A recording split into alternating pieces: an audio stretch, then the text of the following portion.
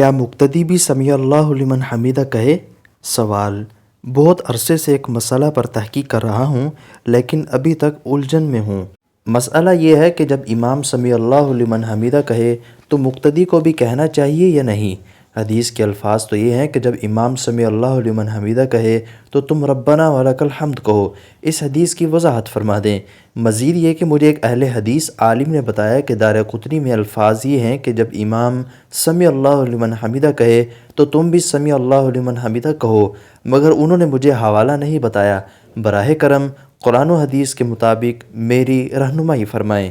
جواب: رکوع کے بعد جب امام سمیع اللہ لمن حمیدہ کہہ کر اٹھے تو مقتدی کو بھی سمیع اللہ لمن حمیدہ کہنا چاہیے، کیونکہ نبی اکرم صلی اللہ علیہ وسلم جب رکوع سے اٹھتے تو سمیع اللہ لمن حمیدہ کہتے تھے۔ یہ حدیث متفق علیہ ہے۔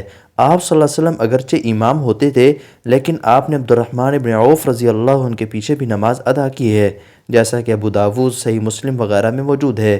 چنانچہ سمیع اللہ لمن حمیدہ کہنا آپ کی دونوں حالتوں کو شامل ہوا۔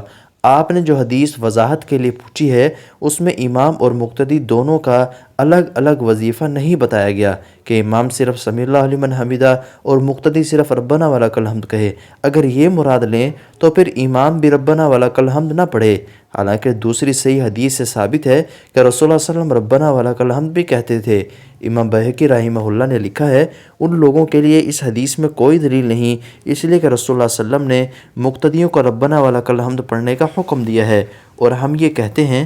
لیکن جب امام کے ساتھ دوسرا شخص یعنی مقتدی سمیع اللہ لمن حمیدہ کہے تو اس کا ذکر اس حدیث میں نہیں ہے۔ دوسری حدیث کے عموم سے مقتدی کا سمیع اللہ لمن حمیدہ کہنا ثابت ہے۔ آپ نے دارقطنی کے حوالے سے جو روایت معلوم کرنا چاہی ہے وہ سنن الدارقطنی وغیرہ میں موجود ہے۔